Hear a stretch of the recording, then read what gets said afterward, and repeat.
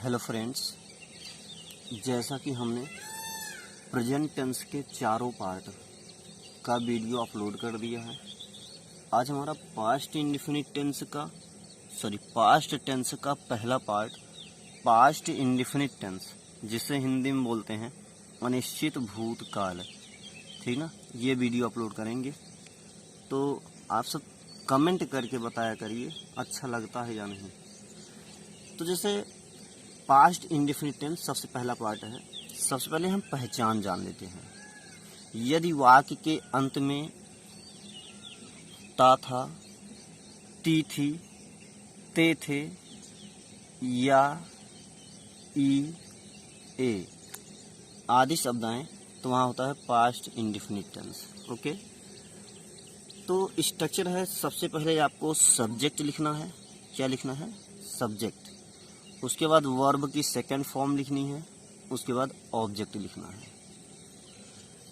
अब जैसे चलते हैं हम टेंस पर सीधा। स्ट्रक्चर तो याद ही हो गया होगा आपको। सबसे पहले सब्जेक्ट लिखना है, फिर क्या लिखना है? फिर वर्ब की सेकंड फॉर्म लिखनी है। उसके बाद ऑब्जेक्ट लिखना है। मैंने उसे कल एक किताब दी।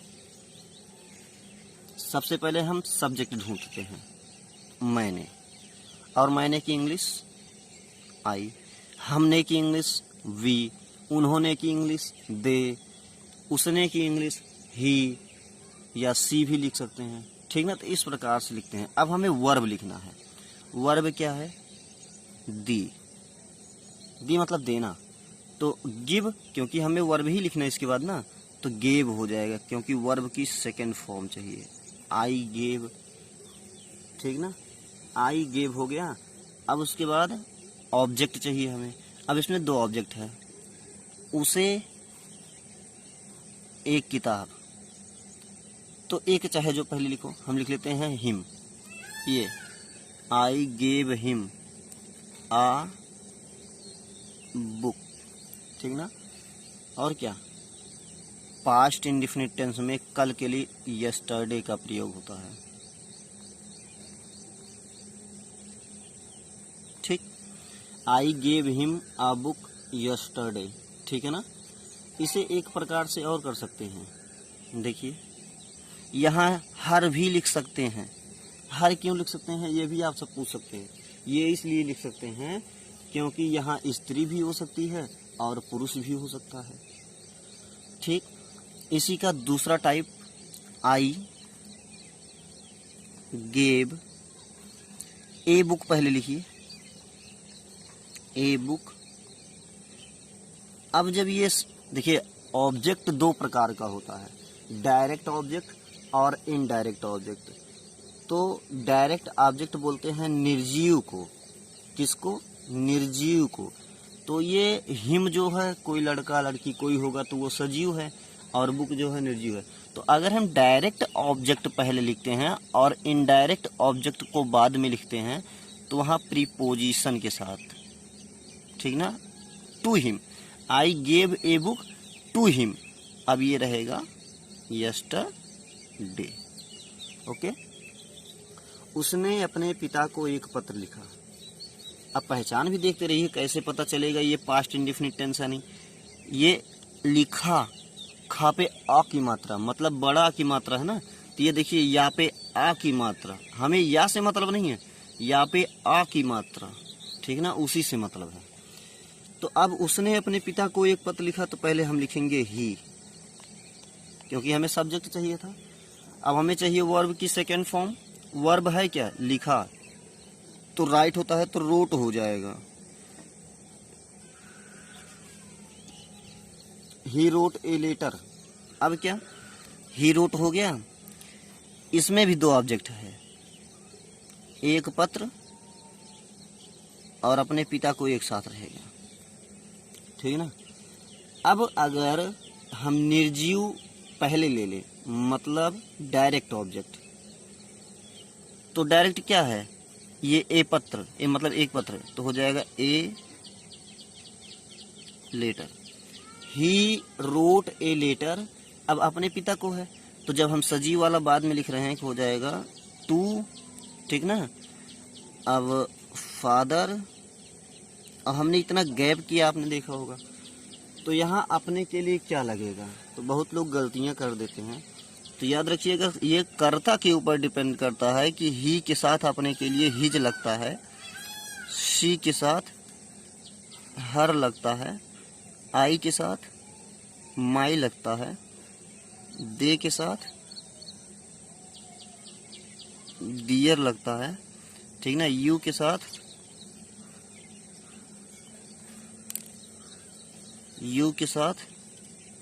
योर लगता है, ठीक है। तो हो जाएगा he wrote a letter to his father, to his father. अब जैसे अगला है कि हमने इसे हम एक प्रकार से और लिख सकते हैं, तो पता है ना, he wrote his father a letter, ठीक ना, तो कुछ भी लिख सकते हैं। हमने अपना पाठ याद कर लिया, तो पहचान देख लीजिए, या पाक मात्रा या, अंत में या है ना, वो भी समझ सकते हैं।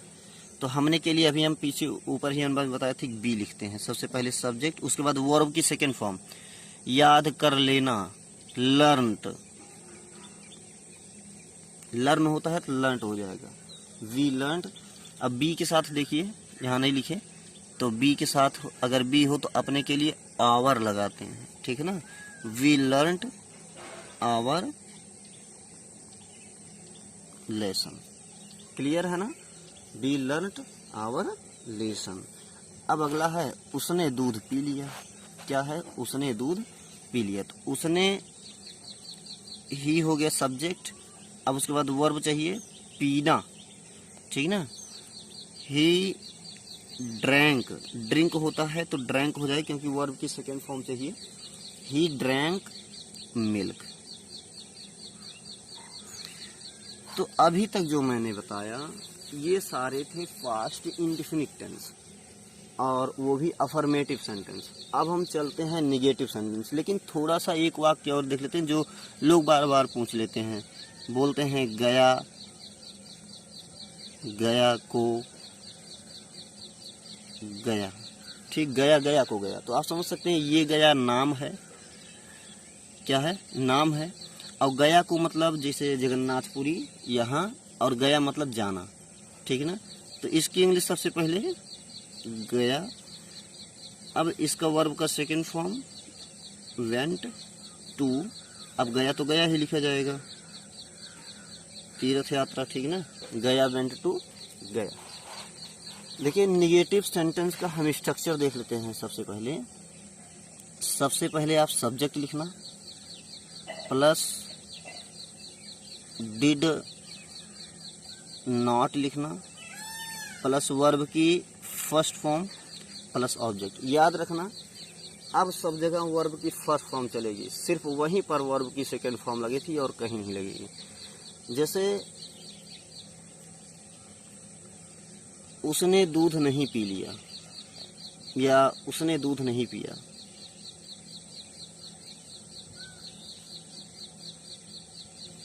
उसने दूध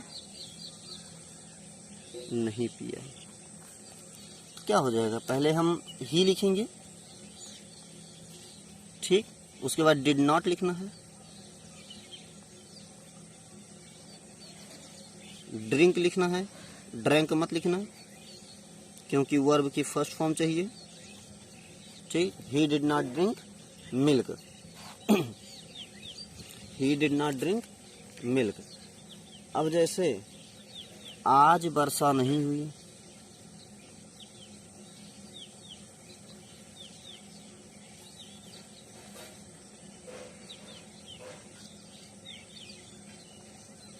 क्या हो जाएगा, इट।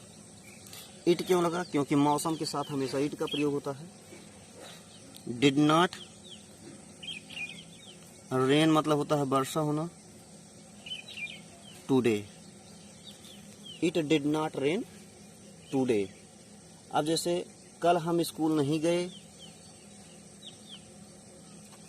कल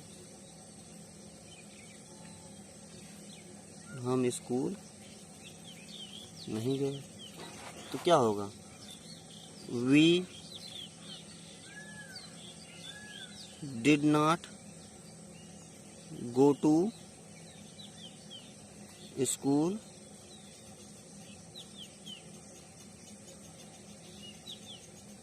यस्टरडे, ठीक ना। We did not go to school yesterday. तो यहीं पर अगला भी सेंटेंस देख लेते हैं। देखिए अब आता है इंटरोगेटिव सेंटेंस। क्या आता है? इंटरोगेटिव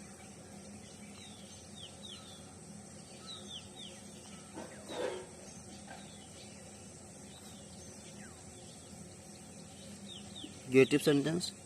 इसके दो पार्ट होते हैं,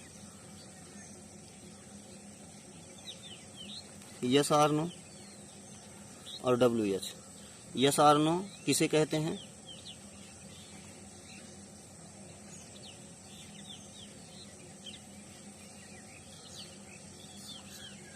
यदि वाक्य के शुरू में क्या शब्द आए, और ये है वाक्य के बीच में क्या, कब, कहाँ, कैसे, क्यों आदि शब्द आए। ठीक है, तो याद रखिएगा। ऐसे में हमें कुछ नहीं करना है। आप सबसे पहले डिड लिखेंगे प्लस सब्जेक्ट लिखेंगे, वर्ब की फर्स्ट फॉर्म लिखेंगे, ऑब्जेक्ट लिखेंगे, लास्ट में क्वेश्चन मार्क जरूर लगाएंगे। ठीक ना। अभी हम इसका बता रहे हैं यस और नो का। यस और नो का मतलब जिसका उत्तर हाँ या नहीं में दिया जा सके। सेंटेंस को पहचानने का तरीका, वाक्य के शुरुआत में क्या शब्द आए। ठीक है। अब जैसे क्या कल मैंने उसे एक किताब दी, क्या कल मैंने उसे एक किताब दी। ठीक, तो हो जाएगा did I give him a book yesterday. Did I give him a book yesterday. ठीक है, तो इस प्रकार से रहेगा। अब मान लीजिए वाक्य के बीच में क्या, कब, कहाँ का, जैसे तुमने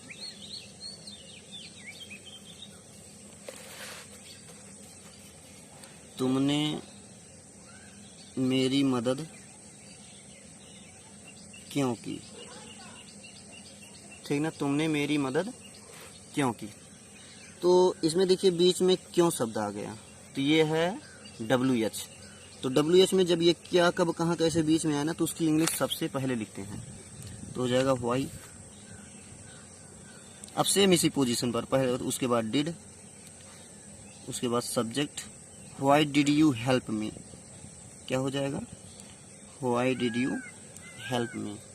अगर इसमें आ गया क्या कल मैंने उसे एक किताब नहीं दी, इसी में नहीं आ गया, तो हो जाएगा डिड आई नॉट। मतलब सब्जेक्ट के बाद आप नॉट का यूज करेंगे। जैसे तुमने मेरी मदद क्यों नहीं की, तो why did you not help me. ठीक ना, क्या हो जाएगा? Why did you not help me. तो इस प्रकार से ये हुआ पास्ट इंडेफिनिट टेंस। अब हम आपको कुछ अनुवाद बुक से बता देते हैं, देखते रहिए। तो एक बार फिर से इसी प्रकार से रिपीट भी हो जाएगा। पहचान, इस टेंस के वाक्यों में काम का करना या होना भूतकाल में पाया जाता है। ऐसे वाक्यों के अंत में आ, या, ई, ए तथा ता, था, ती, थी, ते, थे आदि आते हैं। जैसे राधा ने मुझे अपना पानी दिया, तो सबसे पहले क्या बताए थे हम? सब्जेक्ट, वर्ब की सेकेंड फॉर्म, ऑब्जेक्ट। ये अफर्मेटिव सेंटेंस ना, तो सबसे पहले राधा, क्या? राधा। उसके बाद दिया, वर्ब की सेकेंड फॉर्म, गेव। दो ऑब्जेक्ट हैं, मुझे, अपना पानी। अब लिख लेंगे चाहे सजीव, देखिए इसे बोलते हैं सजीव, इसे बोलते हैं निर्जीव। अगर आप निर्जीव को पहले लिखते हैं और सजीव को बाद में लगते हैं, तो प्रीपोजिशन के साथ लिखेंगे।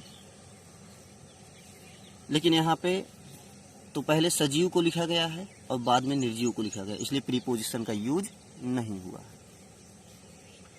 तो राधा गेव मी हर वाटर, यहाँ हर क्यों लगा? अपना के लिए, क्योंकि यहाँ लेडीज है तो सी के साथ हर का यूज होता है, इसलिए लेडीज के साथ भी हर का ही यूज होगा। लेकिन अगर वही लेडीज एक नहीं बहुवचन हो, जैसे लड़कियों ने अपना काम कर दिया, तो दियर लगेगा, चाहे लड़की हो चाहे लड़के हो, बहुवचन हो बस। ठीक। मैं पिछले साल घर पर ही पढ़ता था, अंत में क्या आया? ता था, तो आई हो जाएगा। ठीक। सबसे पहले सब्जेक्ट आई, पढ़ता था का रीड हो जाएगा, चाहे स्टडीड लिखो, आई स्टडीड एट होम। ठीक। Last year. मोहन अपने बीमार दोस्त को देखने अस्पताल गया, तो सबसे पहले क्या लिखेंगे? मोहन। उसके बाद वेंट, उसके बाद to the hospital to see his ailing friend. Ailing friend means बीमार मित्र। हमने अपना गृह कार्य पूरा किया, तो सबसे पहले हमने की इंग्लिश क्या होती है? बी। ठीक। अब पूरा करना का कंप्लीटेड हो जाएगा, ये वो रहेगा बी कंप्लीटेड, और बी के साथ आवर का प्रयोग होता अपने के लिए, बी कंप्लीटेड आवर होमवर्क। मैंने अपने चाचा जी को एक पत्र लिखा, I wrote a letter to my uncle. जिल्दसाज ने मेरी किताब की मरम्मत की। जिल्दसाज बोलते हैं जो किताब को बांध, जैसे किताब फट जाती है तो उनको जो बांधते हैं। तो the book binder repaired my book हो जाएगा। अब निगेटिव सेंटेंस चलते हैं। मैं कल स्कूल नहीं गया, आई डिड नॉट, क्योंकि हम बताए थे निगेटिव हो जाता है तो डिड नॉट हो जाता है और वर्ब की फर्स्ट फॉर्म हो जाती है। I did not go to school study. चारों बालकों ने अपना पाठ नहीं याद किया। द फोर बॉयज, चारों बालकों हो गया। डिड नॉट निगेटिव हो गया। लर्न फर्स्ट फॉर्म रहेगा ही। दियर लेसन क्यों लगा? क्योंकि यहाँ जो ये जेंट्स हैं सब बहुवचन हैं। ठीक। हमारे अध्यापक कभी देर से नहीं आए, तो our teacher never came late. Our teacher never came late. अब सोच रहे होंगे आप यहाँ वर्ब की सेकंड फॉर्म हो गई, ठीक है ना? तो ये इसलिए हुआ क्योंकि नेवर, ऑलवेज, इन सब का कोई इफेक्ट क्रिया पर नहीं होता है। ठीक है। चपरासी ने घंटा समय पर नहीं बजाया। The peon did not ring the bell on time.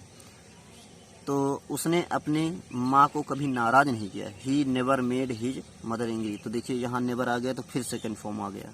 ठीक है ना? अगला है, क्या तुम आज स्कूल नहीं गए? तो हम बताए सबसे पहले पहचान तो पता ही है आपको, ये आई ये ता था ती थी ते थे। ठीक ना?